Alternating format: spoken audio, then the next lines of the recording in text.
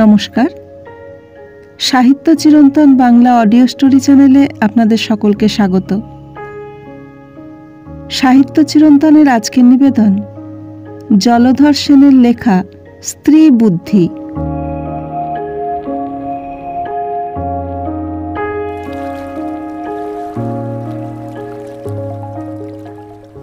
নদীর নাম ইছামতি। ইছামতিকে খাল বললে এর মাহাত্ম্যকে খর্ব করা হয়, আবার নদী বললেও পদ্মা, মেঘনা, যমুনা প্রভৃতি বিশালকায় নদীর নামের অপব্যবহার করা হয়। তা হোক, ইছামতিকে নদীই বলি। এই নদীতে 12 মাস জল থাকে। এমনি 1 হাঁটু ডুবু জল নয়, অনেক জল থাকে। চৈত্র বৈশাখ মাসেও বড় বড় 1000-1500 মুনি মহাজনী নৌকো এই ইছামতি দিয়ে অনায়াসে যাতায়াত করে। আর বর্ষার সময় তো কথাই নেই। অনেক সময় নদীর তীর ছাপিয়ে গ্রামের মধ্যেও জল প্রবেশ করে। স্রোতের বেগ প্রবল হয়, মধ্যে মধ্যে ভাঙনও লাগে। এই ইছামতি নদীর দুপারে দুখানি গ্রাম। একখানির নাম নাজিরগঞ্জ, আর একখানির নাম নবাবগঞ্জ। আমরা প্রত্নতত্ত্ববিদের মতো ইতিহাস আলোচনা করে দেখেছি, এই নাজিরগঞ্জে কেউ কখনো নাজির ছিলেন না। আর নবাবগঞ্জে নবাব তো দূরের কথা, একজন সরকারি পেয়াদাও কখনো বাস করেনি। তবে ইছামতির অনুগ্রহে এই দুখানি গ্রামকেই গঞ্জ বলতে পারা যায়। নবাবগঞ্জে প্রতি শনিবারে হাট বসে, নাজিরগঞ্জের হাট বসে মঙ্গলবারে। নদীর তীরে যেখানে হাট বসে, নবাবগঞ্জের সেখানে 8-10 খানা বাঁধা দোকান আছে। আর সব হাটুরেরা বেলা 8টা থেকে আসতে থাকে, সারাদিন কেনা বেচা করে। সন্ধ্যার পূর্বেই কেউ বা পদব্রজে, কেউ বা ডিঙি নৌকোয় চড়ে ঘরে ফিরে যায়। নাজিরগঞ্জের হাটে কিন্তু একখানিও বাঁধা দোকান নেই। মঙ্গলবারে হাটুরেরা আসে, যার যার নির্দিষ্ট চালাঘরে বা অনাবৃত আকাশতলে বসে বেচা কেনা করে। হাট ভাঙলে যে যার ঘরে চলে যায়। মঙ্গলবার সন্ধ্যার পর থেকে পরের মঙ্গলবার প্রাতঃকাল পর্যন্ত কোনো কেনাবেচাই হয় না। হাটতলা খাঁ খাঁ করতে থাকে। এই গ্রাম দুটির একটি বিশেষত্ব আছে। গ্রামের নাম দুটি মুসলমানি হলেও নাজিরগঞ্জ ও নবাবগঞ্জে মুসলমানের বাস একেবারে নেই। নবাবগঞ্জের বাজারে যে 2-3 জন মুসলমানের দোকান আছে, তারা ওই গ্রামের অধিবাসী নয়। 2-3 মাইল দূরবর্তী গ্রামে তাদের বাস। তারা প্রতিদিন বেলা 8টা-9টার সময় ডিঙি নৌকোয় চড়ে গঞ্জে আসে। আবার সন্ধ্যার পর দোকান বন্ধ করে নৌকায় হাত পা ছড়িয়ে গান ধরে, আমার পরাণ কাঁদে বাড়ি যাই যাই কইরা রে। সেই গানের করুণ সুরে ইছামতি নেচে ওঠে। নদী তীরস্থ গ্রামগুলির বিরোহিণীদের প্রাণে কি ভাবের সঞ্চার হয়, তাই বৃদ্ধ লেখক কি করে বলবে। নবাবগঞ্জে মুসলমান ছাড়া অন্য সব শ্রেণীর হিন্দুরই বাস আছে। ব্রাহ্মণ কায়স্থ আছেন, নবশাখ আছেন, গোয়ালা আছেন, নমশূদ্র আছেন, জেলে মালো আছেন। অবস্থা প্রায় সকলেরই সমান। তবুও ওরই মধ্যে যে 5-7 ঘর গোয়ালা আছেন, তাঁদেরই অবস্থা খানিকটা সচ্ছল। দুধ, দই, ক্ষীর, ছানা প্রভৃতি নিকটবর্তী গ্রামে এবং স্বগ্রামে যোগান দিয়ে তারা 2 পয়সা পায়। দূর স্থান থেকে মহাজনের লোক এসেও ঘি নিয়ে যায়। নাজিরগঞ্জে যে মুসলমানের বাস নেই, এ কথা পূর্বেই বলেছি। এ গ্রামে গোয়ালা ছাড়া অন্য জাতের লোকই নেই। 40 ঘর গোয়ালার বাস এই গ্রামে। নাজিরগঞ্জের হাটে এই গোয়ালাদেরই একাধিপত্য। হাটের মালিকও ওই গ্রামের রাধাচরণ গোপ, সেই বলতে গেলে গ্রামের মণ্ডল। 40 ঘর গোয়ালা রাধু ঘোষের কথায় ওঠে বসে বললেই হয়। প্রতি বছরই নবাবগঞ্জের অধিবাসীরা হাটতলায় বারোয়ারি দুর্গোৎসব করে থাকে। 5-6 বছর থেকে এই বারোয়ারি পুজো চলে আসছে। গ্রামে যে 5-7 ঘর গোয়ালা আছে, তাদেরই অবস্থা অন্যের অপেক্ষা ভালো। তারাই বেশি চাঁদা দেয়। সুতরাং এই পূজায় তারাই কর্তৃত্ব করে এবং তাদেরই পুরোহিত এই পূজায় পৌরোহিত্য করে আসছেন। পুরোহিত রামরেণু ভট্টাচার্য মশায়ের বাস এই নবাবগঞ্জেই। তিনি নবাবগঞ্জ ও নাজিরগঞ্জের সমস্ত গোয়ালার পুরোহিত। বিশেষ বিশেষ পর্ব উপলক্ষে এতগুলি যজমানের বাড়ি ক্রিয়া সম্পন্ন করা তাঁর মতো প্রৌঢ় ব্যক্তির পক্ষে সম্ভবপর নয়। এই জন্য তিনি পর্বোপলক্ষে কয়েকজন ঠিকে পুরোহিত নিযুক্ত করতেন। তারা যজমানের বাড়িতে যা দক্ষিণা ও দ্রব্যাদি পেত তার অর্ধাংশ ভট্টাচার্য মশাইকে দিত, আর তিনি নিজে যেসব বাড়ির ক্রিয়া করতেন সেখানকার প্রাপ্য 16 আনাই তিনি পেতেন। পর্বোপলক্ষে এই সকল যজমান নির্বাচনের ভার ভট্টাচার্য মশাইয়ের হাতে ছিল না। সে ভার গ্রহণ করতেন তার গৃহিণী যজমানদের মা ঠাকরুন। ভট্টাচার্য মশাই অত্যন্ত নিরীহ প্রকৃতির মানুষ ছিলেন। সোজা কথায় যাকে নিতান্ত গোবেচারী ব্রাহ্মণ পণ্ডিত বলে, রামরেণু ভট্টাচার্য মশাই তাই ছিলেন। সংসার ধর্ম, আয় ব্যয় প্রভৃতির ব্যবস্থা করতেন এই মা ঠাকরুন। ভট্টাচার্য মশাই যেখানে যা পেতেন বাড়িতে এনে ব্রাহ্মণীর হাতে দিয়েই নিশ্চিন্ত হতেন বটে, কিন্তু কৈফিয়তের হাত থেকে নিস্তার পেতেন না। এই প্রায় 50 ঘর গোয়ালা যজমানের কার কি অবস্থা, কে কেমন দাতা, তা বোধহয় ব্রাহ্মণ ঠাকুর অপেক্ষা তাঁর ব্রাহ্মণই বেশি জানতেন।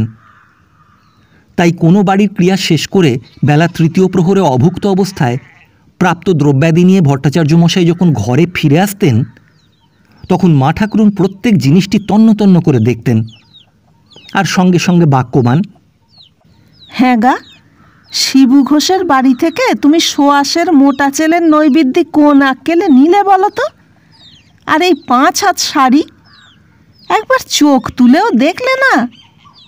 আর যে শীতে দিয়েছে, অতি গরিবেও তা দেয় না। তোমাকে কি তারা কাঙালি বিদেয় করেছে? আর দেখো তো, দই দিয়েছে কিনা একটা ভাঁড়ে, 1 হাঁড়ি দইও দিতে পারেনি। দক্ষিণে কিনা 8 গন্ডা পয়সা, মুখের ওপর ছুঁড়ে ফেলে দিয়ে আসতে পারলে না? ভট্টাচার্য মশাই সভয় বিনয় নম্র বচনে বলেন, এই জানো তো ব্রাহ্মণী, আমি কখনো কোনো কথা বলতে পারি নে। ওই যজমান যা শ্রদ্ধা করে দেয় তাই হাসি মুখে নিয়ে আসি, আপত্তি আমি করতে পারি নে। আর জানো ব্রাহ্মণী, কার জন্যই বা উপার্জন করব? ছেলে মেয়ে নেই যে তাদের মুখ চেয়ে উপার্জন করব, সঞ্চয় করব। তাই যে যা দেয় নিয়ে আসি। এই 2টি মানুষের অভাব তো বেশ পূরণ হচ্ছে ব্রাহ্মণী। ব্রাহ্মণ বিশেষত এই পুরোহিতের লোভ রিপুটা দমন করাই বিধেয়। ব্রাহ্মণী একেবারে তেলে বেগুনে জ্বলে উঠল। তাহলে আর সংসার ধর্ম করা কেন? সন্ন্যাসী হয়ে বনে গেলেই হয়।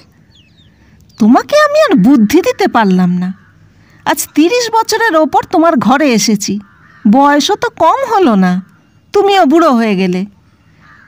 আমার পরামর্শ নিয়ে যদি চলতে তাহলে এতদিনে তোমার কোটা বালাখানা হতো, ঐশ্বর্য হতো।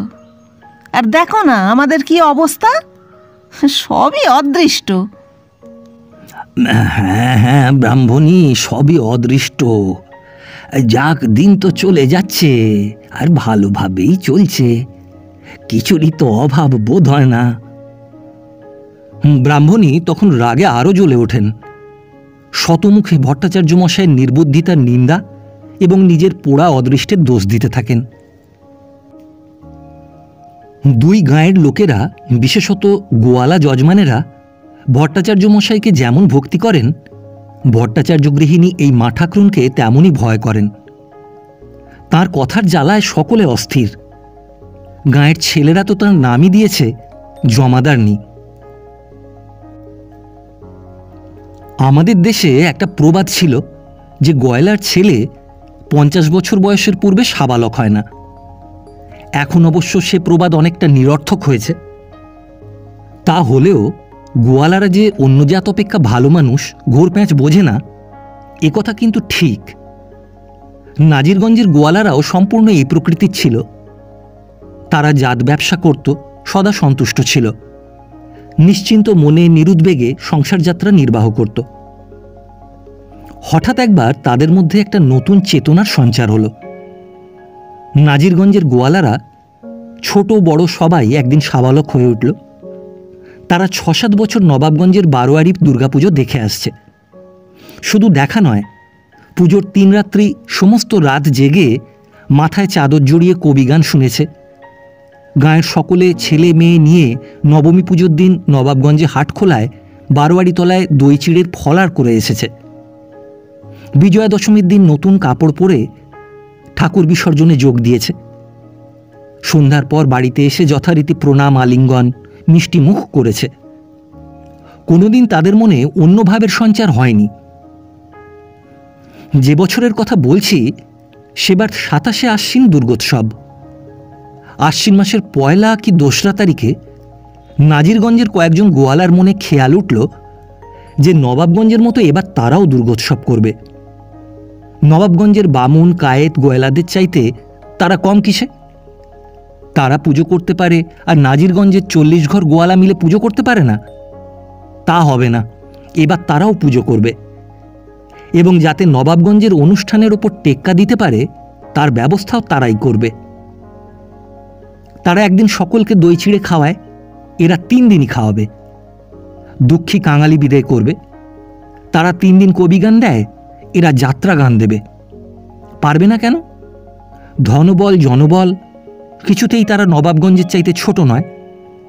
এই কথাটা তাদের মাথায় এতদিন প্রবেশ লাভ কেন যে করেনি, এর জন্য তারা আশ্চর্য বোধ করল। তখন গ্রামময় সাজ সাজ রব পড়ে গেল। উৎসাহ দেখে কে? গাঁয়ের গৃহিণীরা বৌঝিরা পর্যন্ত এই উৎসাহ বহ্নিতে ইন্ধন যোগাতে লাগল। সেদিন শনিবার। স্থির হলো যে পরদিন রবিবার বিকেলে সবাই মিলে একটা সভা করে সমস্ত ব্যবস্থা ঠিক করতে হবে। কেউ কেউ প্রস্তাব করল যে বিস্তীর্ণ হাটখোলায় সকলে সমবেত হবে। অপর কজন বলল তাতে কাজ নেই, 10 গাঁয়ের লোক তো আর ডাকা হচ্ছে না, নিজেদের গাঁয়ের সবাই মিলবে, তাতে হাটখোলা কেন? গ্রামের প্রধান রাধাচরণ গোপের বাড়িতেই সভা হবে, এতে তাকে বিশেষ সম্মান করা হবে। আরও এক কথা, গ্রামের মেয়েদের যেরকম উৎসাহ দেখা যাচ্ছে তাতে হাটতলায় সভা হলে কেউ কেউ হয়তো যেতে পারবেন, কিন্তু বৌঝিরা যেতে পারবেন না। অতএব রাধু ঘোষের বাড়িতেই সভা হওয়া স্থির হল।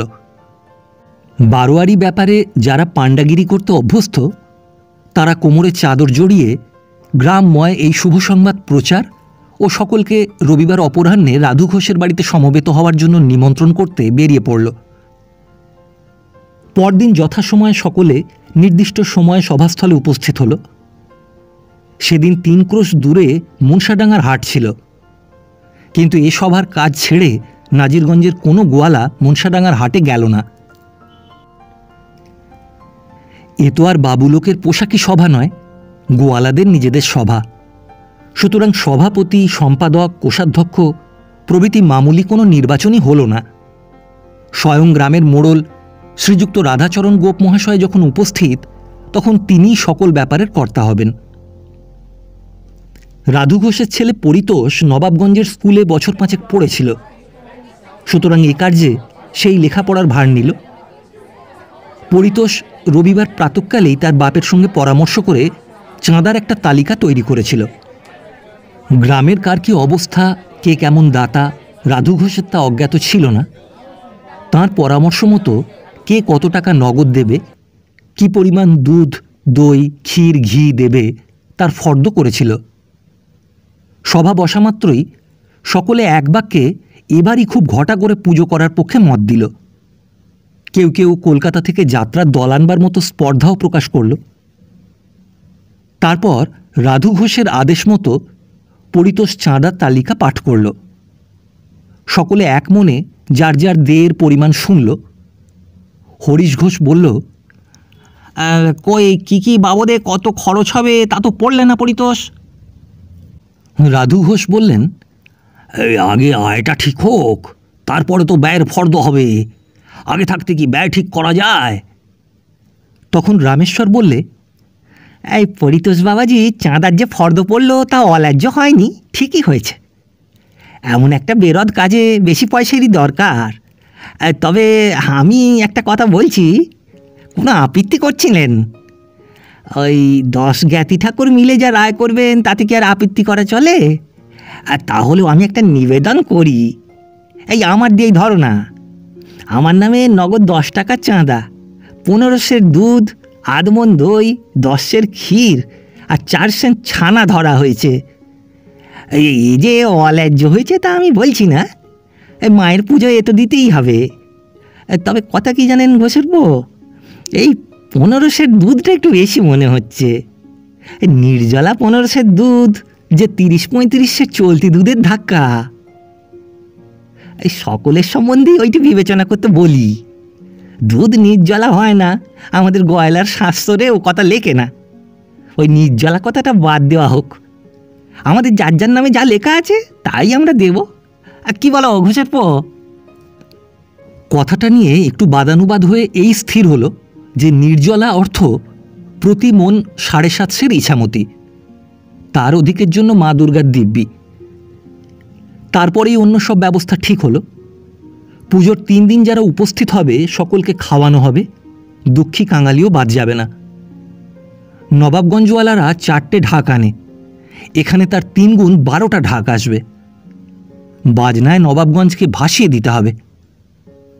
তবে কলকাতা থেকে যাত্রা আনার দুরাশা ত্যাগ করতে হলো, সে বহু ব্যয়সাধ্য। তার পরিবর্তে হরিপুরের মহেশতলা পাত্র যে নতুন যাত্রার দল করেছে সেই দল আনা হবে, এবং 2-1 দিনের মধ্যেই একজন গিয়ে সমস্ত ঠিক করে বায়না দিয়ে গিরিমন্ট লিখিয়ে নিয়ে আসবে। তারপর একজন বলল যে পুজোর ভার পুরোহিত রামরেণু ভট্টাচার্যকে নিজে নিতে হবে। তিনি যে এখানে ঠিকে পুরুত পাঠিয়ে দিয়ে নবাবগঞ্জের পুজোয় নিজে ব্রতী হবেন তা কিছুতেই হবে না। তাঁকে অবিলম্বে সংবাদ দিয়ে আনিয়ে এ কথাটা পরিষ্কার করে দিতে হবে। সবাই সোৎসাহে এই প্রস্তাব সমর্থন করলেন। তাদের এই প্রথম অনুষ্ঠান, এই অনুষ্ঠানে তাদের কুলপুরোহিতকে স্বয়ং উপস্থিত থাকতেই হবে। সেই রাত্রিতেই একজন নবাবগঞ্জে গিয়ে ভট্টাচার্য মশাইকে পরদিন অপরাহ্নে নাজিরগঞ্জে আসবার কথা বলে এলো। পরদিন বিকেলবেলায় ভট্টাচার্য মশাই নাজিরগঞ্জে রাধাচরণ গোপের বাড়ি উপস্থিত হলেন।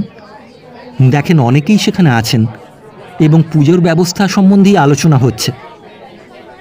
ভট্টাচার্য মশাই আসন গ্রহণ করলে রাধু ঘোষই প্রথম কথা উত্থাপন করল। এবার তারা যে সমারোহে পুজো করবে এ কথা শুনে ভট্টাচার্য মশাই বিশেষ আনন্দ প্রকাশ করলেন এবং এই কার্য যে তাদের অতীব কর্তব্য সে বিষয়ে উপদেশ দিলেন। তখন উপস্থিত একজন বললেন, এই ঠাকুরমশাই, আপনি আমাদের পুরোহিত, আপনার অনুমতি না নিয়ে তো আমরা এমন কাজে হাত দিতে পারি নে, তাই আপনার পায়ের ধুলো আমরা চেয়েছিলাম।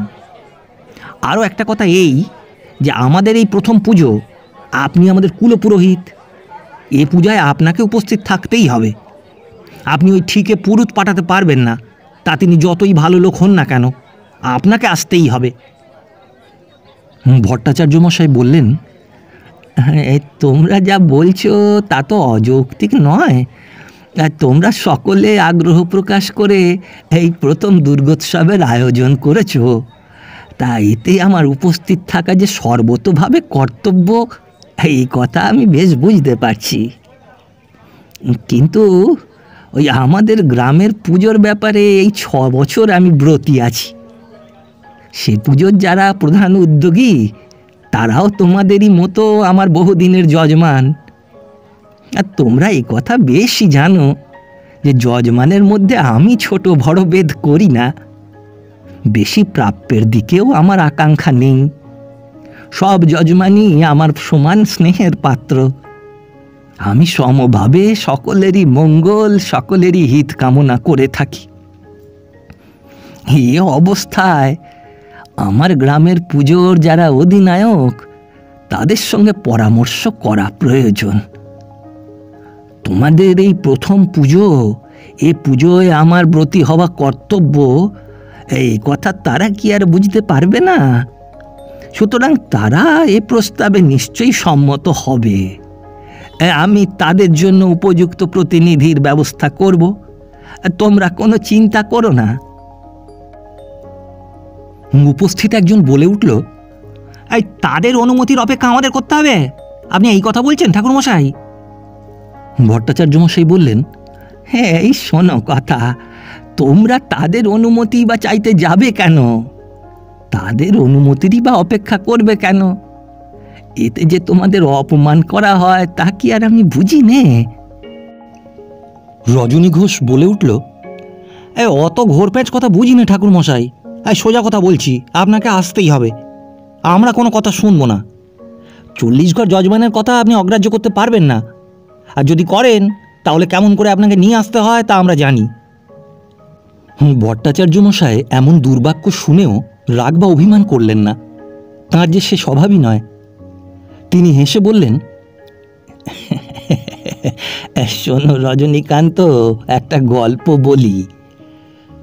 কোন স্থানের এক মহাপ্রতাপশালী কায়স্থ জমিদার প্রতিদিন ব্রাহ্মণের পাদদক না খেয়ে জলগ্রহণ করতেন না। তাকে প্রত্যহ পাদদক দেবার জন্য একজন ব্রাহ্মণ মাইনে করা ছিল। তা সেই ব্রাহ্মণ একদিন স্থানান্তরে গিয়েছিল। কর্তা পাদদক পান না। চারিদিকে লোক ছুটল ব্রাহ্মণ খুঁজিতে। পথের মধ্যে এক ভিন্ন স্থানের ব্রাহ্মণের সঙ্গে জমিদার ভৃত্যদের সাক্ষাৎ হলো। তারা ব্রাহ্মণের পাদদক চাইল। ব্রাহ্মণ বললেন, আমি জীবনে কাউকে পাদদক দিইনি, তোমাদেরও দেব না। ভৃত্যেরা জমিদারের কাছে গিয়ে এই কথা নিবেদন করতেই তিনি রাগে অধীর হয়ে বললেন, কি এত বড় কথা? তোমরা গিয়ে সেই ব্রাহ্মণের মাথায় 10 ঘা জুতো মেরে পাদদক আদায় করে আনবে। রজনীকান্ত, তোমার কথাটা সেই জমিদারের কথার মতোই হলো। এই বলে ভট্টাচার্য মশাই হো হো করে হেসে উঠলেন। গ্রামের মণ্ডল রাধাচরণ গোপ বললেন, ওহে, তোমরা চুপ করো। ঠাকুর মশাই স্বীকার করেছেন, তার কথা নড়চড় হবে না, কোনো চিন্তা করো না। ভট্টাচার্য মশাই আর কোনো কথা না বলে সেদিনের মতো বিদায় হলেন। নদী পার হয়ে সোজা বাড়িতে না গিয়ে একেবারে নয়ন ঘোষের বাড়িতে গেলেন। তাকে সমস্ত কথা খুলে বলতে সে একেবারে অগ্নিশর্মা হয়ে উঠল। কে এত বড় কথা? তারাই আপনার যজমান, আর আমরা কেউ নই। কিছুতেই আপনাকে নাজিরগঞ্জে যেতে দেব না। আমাদের পুজোই আপনাকে করতে হবে। তাদের যা ক্ষমতা থাকে তাই যেন করে, আর আমরা তাদের ভয় করি নে। বলে পাঠাবেন, আপনি যাবেন না। যাক না ওই 40 ঘর যজমান, আমরা 7-8 ঘর মিলে আপনার অভাব পূরণ করব। ভট্টাচার্য মশাই একেবারে অকুল সাগরে পড়ে গেলেন। এ বিপদ থেকে উদ্ধারের কোনো পথই তিনি দেখতে না পেয়ে ঘরে ফিরে এসে মাথায় হাত দিয়ে বসে পড়লেন। ব্রাহ্মণী ঠাকুরের এই অবস্থা দেখে মনে করলেন তার শরীর বুঝি অসুস্থ হয়েছে। তিনি সেই কথা জিজ্ঞাসা করতে ভট্টাচার্য মশাই বললেন, অসুখ তো শরীরের হয়নি গিন্নি, অসুখ মনের। এই বলে তার বিপদের কথা আগাগোড়া বললেন। ব্রাহ্মণী সমস্ত বিবরণ শুনে বললেন, তাই তো, এই গয়নাটা দেখছি ভারী গলে ফেলেছে। তা তুমি অত ভেবো না ঠাকুর, তুমি কখনো কারো অনিষ্ট করনি, ভগবান তোমার সহায় হবেন। ভট্টাচার্য দীর্ঘ নিঃশ্বাস ফেলে বললেন, আর ভগবান গিন্নি, গোয়ালার ঘরে যে স্বয়ং ভগবান বিকিয়ে আছেন, এই বিপদে তিনি এই গরিব ব্রাহ্মণের দিকে চাইবেন না। এখন দেখছি হয় নাজিরগঞ্জের এতকালের যজমানদের আশা ছাড়তে হবে, আর না হয় এই বৃদ্ধ বয়সে পূর্বপুরুষের ভিটের মায়া ত্যাগ করতে হবে। উপায়ান্তর নেই গিন্নি। ব্রাহ্মণী বললেন, তুমি ভয় পেও না, নিরাশ হও না ঠাকুর। এর প্রতিবিধানের একটা পথ হবেই হবে, তোমার কোনো চিন্তা নেই, আমি আছি। ভট্টাচার্য বললেন, তুমি যে আছো তা আমি ভুলিনি, কিন্তু এ বড় কঠিন ঠাঁই। ব্রাহ্মণী বললেন, তুমি নিশ্চিন্ত হও ঠাকুর, সব দিক রক্ষা হবেই হবে। এখন ওঠো, সন্ধ্যা আহ্নিক করে নেও। মানদা বামনি এখনো মরেনি, বেঁচে আছে। দেখো, তুমি তো জানো কাল আমাকে নাজিরগঞ্জে নিয়ে যাবার জন্য স্বরূপ ঘোষ পালকি পাঠাবে, তার নাতির অন্নপ্রাশনে আশীর্বাদ করতে হবে। সেখানে কাল গিয়ে সকলের হালচাল আগে বুঝে আসি, তারপর যা হয় করা যাবে। তোমার সব দিক যাতে বজায় থাকে তার ব্যবস্থা হবেই হবে। ব্রাহ্মণী স্বামীকে আশ্বাস দিলেন বটে, কিন্তু কি যে করা যাবে তা তিনিও ভেবে স্থির করতে পারলেন না। সারা রাত জেগেও কোনো পথ পেলেন না। তাই তো কি করা যায়। পরদিন বেলা প্রায় 11টার সময় স্বরূপ ঘোষ পালকি পাঠিয়ে দিল। সারা পথ ব্রাহ্মণ কন্যার ওই একই চিন্তা, কি করা যায়। স্বরূপ ঘোষ পৌত্রের অন্নপ্রাশন উপলক্ষে বিশেষ কোনো ঘটা করেনি। প্রতিবাসী ও নিতান্ত অন্তরঙ্গ ব্যতীত অন্য লোককে নিমন্ত্রণ করেনি। 4টের মধ্যেই লোকজন খাওয়ানো শেষ হয়ে গেল। তখন স্বরূপ ঘোষের স্ত্রীকে একান্তে ডেকে নিয়ে ভট্টাচার্য গৃহিণী কোনো রকম ভনিতা না করে বললেন, শোনো বউ, তুমি যদি দিব্যি করো যে আমার নাম প্রকাশ করবে না, তাহলে তোমাকে একটা খবর দিয়ে যাই। ঘোষের স্ত্রী তার পায়ে হাত দিয়ে বলল, ও কি কথা মা ঠাকরুন, আপনি যা বলবেন সেই যে দিব্যি, তার উপর কি আর দিব্যি চলে? ব্রাহ্মণী বললেন, এ তোমারই উপযুক্ত কথা। তোমাদের আমরা বড়ই ভালোবাসি, নিতান্ত আপনারজন বলে মনে করি। তাই বড়ই ব্যথা পেয়ে সংবাদটা তোমাকে দিয়ে যাচ্ছি। কাল রাত্রিতে তোমাদের গাঁয়ের একটা গোপন বৈঠকে স্থির হয়ে গেছে যে গাঁয়ে যে পুজো হচ্ছে তাতে তোমাদের কাছ থেকে চাঁদা বা জিনিসপত্র নেওয়া হবে না, তোমাদের নিমন্ত্রণও করা হবে না। শুধু তোমরা নয়, তোমাদের পাড়ার নিতাই ঘোষ, অমূল্য ঘোষ, ও পাড়ার কেবলরাম, হরে কৃষ্ণ, আরও 2-3 জনকেও দলে নেওয়া হবে না। পুজোর ব্যাপারে তোমাদের এক ঘরে করা হবে। কথা শুনে ঘোষের স্ত্রী তো অবাক হয়ে গেল। এমন কি অপরাধ আমরা করেছি যে আমাদের এমন সাজা হবে? ব্রাহ্মণী মলিন মুখে বললেন, সেসব কথা বলতে আমার ঘৃণা বোধ হয়। সেসব পাপ কথা আমার মুখ দিয়ে বের হতে চাচ্ছে না, কিন্তু কি করব, কথা যখন বললামই তখন সবটাই বলি। তোমাদের অপরাধ এই যে তোমার বিধবা মেয়ে বিজয়ার নামে নাকি নানা কলঙ্ক রটেছে, তাই দুর্গাপুজোয় তোমাদের সংস্রব থাকলে মা নাকি পুজোই নেবেন না। নিতাইয়ের বোনের, অমূল্যের ভাদ্র বউয়ের, কেবলরামের পরিবারের, হরেকেষ্টর পিসির, এরকম আরও কার কার কলঙ্কের জন্যই এই ব্যবস্থা হয়েছে। গোপনে সংবাদ পেয়ে আমার প্রাণে যে কি আঘাত লেগেছে তার বলতে পারি নে। এমন অপমান তোমাদের কিছুতেই সহ্য করা উচিত নয়, তাতে পুজো হয় হোক আর নাই হোক। কেমন, ঠিক কথা বলেছি কি না? স্বরূপ ঘোষের স্ত্রী বাঘিনীর মতো গর্জন করে বলল, কি এত বড় কথা? কার ঘাড়ে কটা মাথা আছে দেখে নেব। আমাদের অপমান আমাদের এক ঘরে করা, আমাদের মেয়ে ছেলের নিন্দে, এর যদি না শোধ তুলতে পারি তাহলে আমি ভীমনাথ গয়লার মেয়েই নই। এখনই সকলকে ডেকে এর একটা বিহিত করছি মা ঠাকরুন। ভট্টাচার্য গৃহিণী বললেন, অত উতলা হয়েও না গয়লা বউ। আজ তোমার নাতির অন্নপ্রাশন হয়ে গেল, আজকের এই শুভ দিনে আর একটা হাঙ্গামা বাঁধিয়ে কাজ নেই। পুজো তো কালই হচ্ছে না, তার জন্য তাড়াতাড়ি কি? ঘোষের পত্নী বলল, পুজো পুজো কিছুতেই হতে দেব না। ও আপনাকে বলে রাখছি মা ঠাকরুন, এত অপমানের পরও আবার আমরা পুজো করব, এ কথা আপনি মনেও করবেন না। দেখে নেব ওই রাধু গয়লার মোড়লি। কিছু বলি না তাই ওদের আসপদ্দা বেড়ে গেছে। আমরা না জানি কি, ওই যে রাধু ঘোষ দেখছেন মা ঠাকরুন, ওর ভাইজি।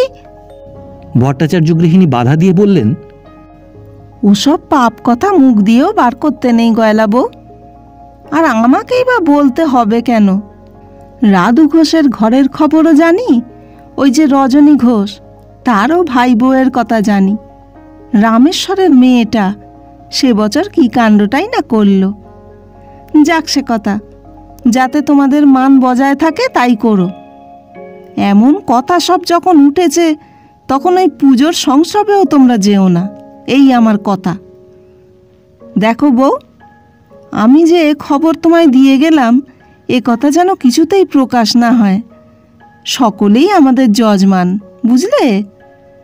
আর যাদের যাদের নাম উঠেছে সকলকেই বলো, তোমরা বড় বড় কয় ঘর যদি এক হও তাহলে আর পুজো হবে না।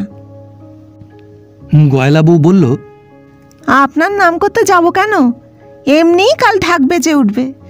এ অপমানের শোধ ভালো করেই নিতে হবে। তাহলে আমি এখন উঠি, বেলা গেল। গয়লার মেয়ে গয়লার বইয়ের মতো কাজ করো, অপমান কখনো সহ্য করো না। এই বলে ভট্টাচার্য গৃহিণী বিদায় হয়ে গেলেন। তারপর আর কি, নাজিরগঞ্জে একেবারে হই হই ব্যাপার। কিসে যে কি হলো, এ কথাটা সত্য কি না কে তার বিচার করে? সব নিরক্ষর গোয়ালা একেবারে ক্ষেপে গেল। কি আস্পর্ধা, মেয়েদের নামে কলঙ্ক দেওয়া! সত্য মিথ্যা নানা অপবাদ প্রচার হতে লাগলো। ভীষণ দলাদলি আরম্ভ হলো। দুর্গাপূজা তো বন্ধ হয়েই গেল। তখন প্রথমে গালাগালি, তারপর হাতাহাতি, মাঝে মাঝে দাঙ্গা হাঙ্গামা। কে কার কথা শোনে?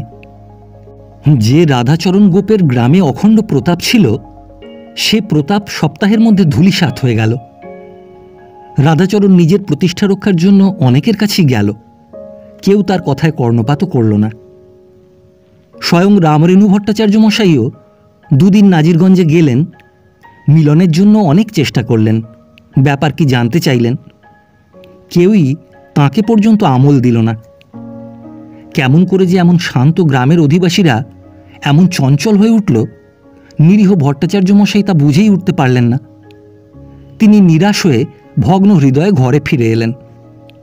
ব্রাহ্মণী জিজ্ঞাসা করলেন, নাজিরগঞ্জে কি দেখে এলে ঠাকুর? ভট্টাচার্য মশাই বললেন, কেন যে এই এমন হলো কিছুই বুঝতে পারলাম না। ব্রাহ্মণী বললেন, তা যদি বুঝতে পারবে তাহলে তুমি এতদিনে রাজা হয়ে যেতে। তোমাকে বলেছিলাম ঠাকুর, মানদা বামনি এখনো বেঁচে আছে। এ গোল আমি বাঁধিয়ে দিয়ে এসেছিলাম। আমি ভেবেছিলাম ওদের পুজোটি বন্ধ হবে। ব্যাপার যে এতদূর গড়াবে তা আমার মনে হয়নি। ভট্টাচার্য মশাই দীর্ঘ নিঃশ্বাস ফেলে বললেন, কাজটা অত্যন্ত গর্হিত হয়েছে ব্রাহ্মণী। নিজের স্বার্থ রক্ষার জন্য এমন কাজ করা মহা অপরাধ ব্রাহ্মণী, অমার্জনীয় অপরাধ। এর চাইতে পথে পথে ভিক্ষা করে দিনপাত করাও যে পরম প্রার্থনীয় ছিল। এর জন্য এই ত্রিকালদর্শী শাস্ত্রকারগণ বারবার বলে গিয়েছেন, স্ত্রী বুদ্ধি প্রলয়ঙ্করী।